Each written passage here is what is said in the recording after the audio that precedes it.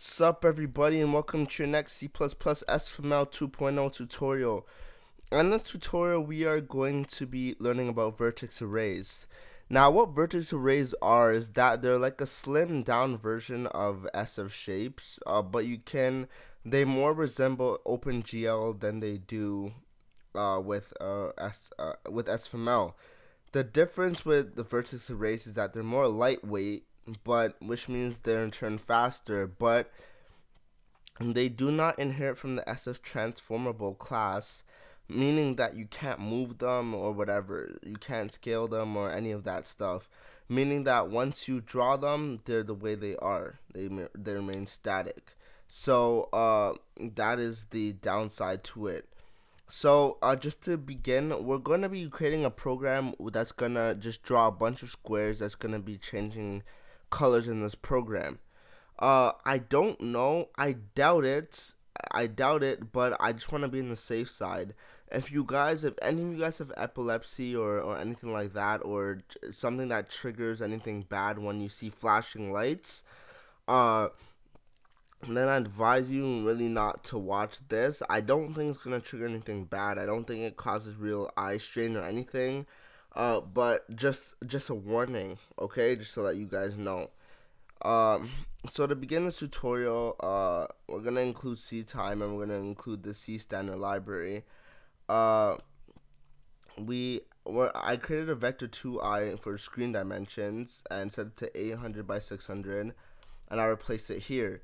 The reason why I've done that is that if we have anything else that needs to use screen dimensions, what if we want to modify the screen width and height? We'd have to change it here and change it in every other instance that uses screen dimensions. That's why we put it under one variable, so all we have to do is change it here, and it changes throughout the whole program.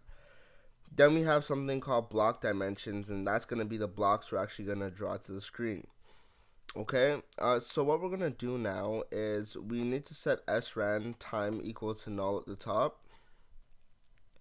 And what we're going to do in our game loop is this. We're going to create 2 for loops, and we're going to loop till screen dimensions.x divided by block dimensions.x. So we're just going to loop to the amount of blocks that we need to draw in the x coordinate.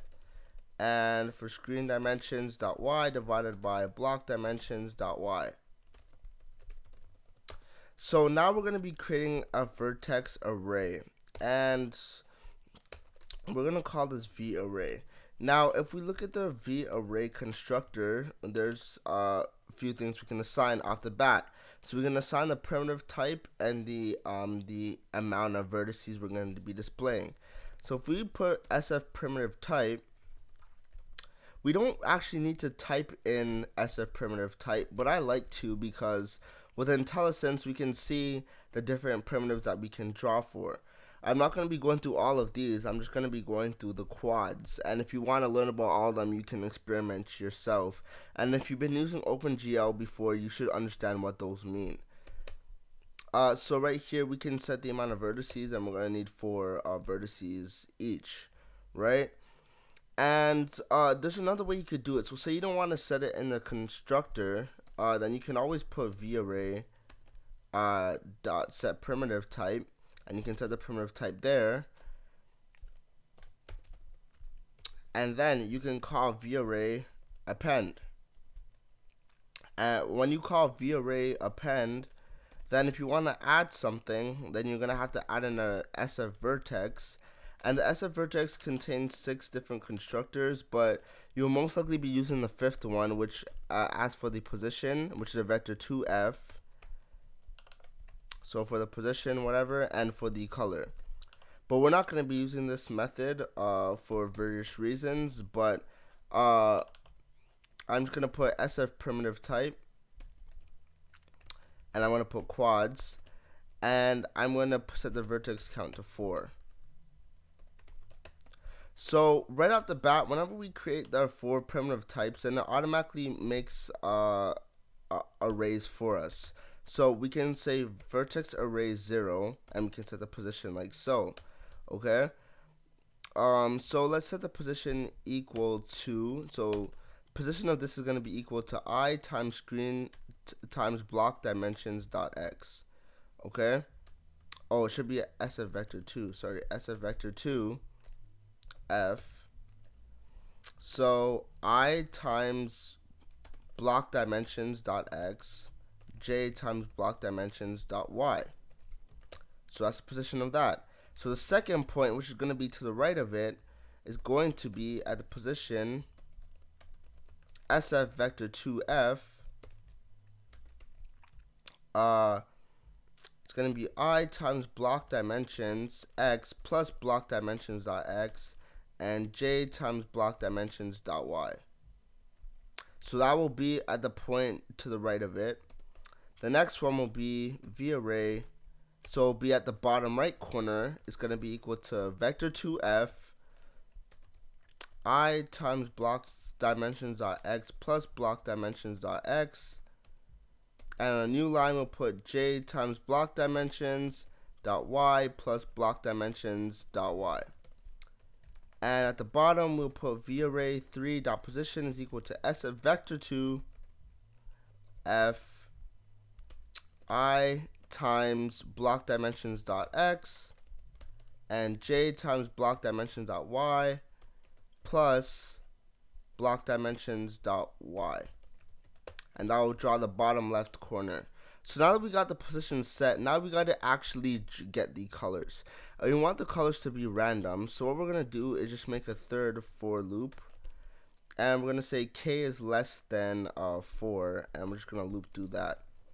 So we're going to say int red or int r, whatever you want to do. But I'm going to say int red is the random number between 0 and 255. Green is the same. And blue is the same.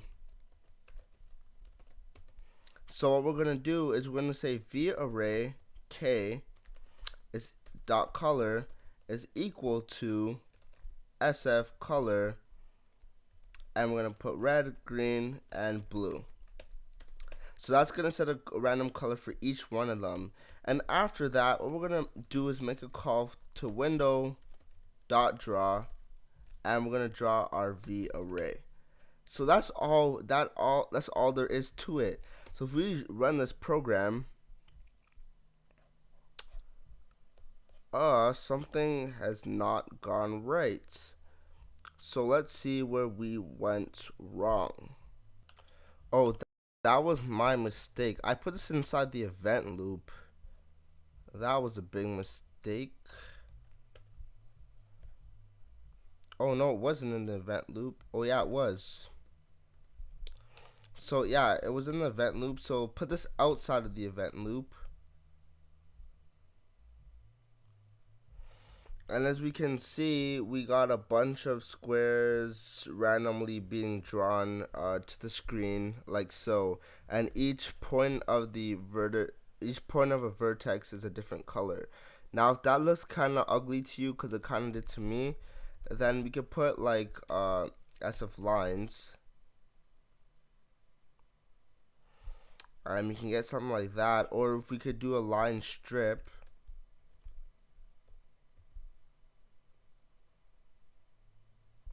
Then we get the squares drawn and each vertex is drawn. Each line has a different color to it. So just let me zoom out so you can see the whole thing. And voila, that's the result of the program. I don't think this is going to trigger anything bad in anybody, but if it does, I'm really sorry. But yeah, that is it for this tutorial on vertex arrays. So you can do a bunch of stuff. They're lightweight. But yeah, that's it for this tutorial. Thanks for watching. Hope you enjoyed it, and bye.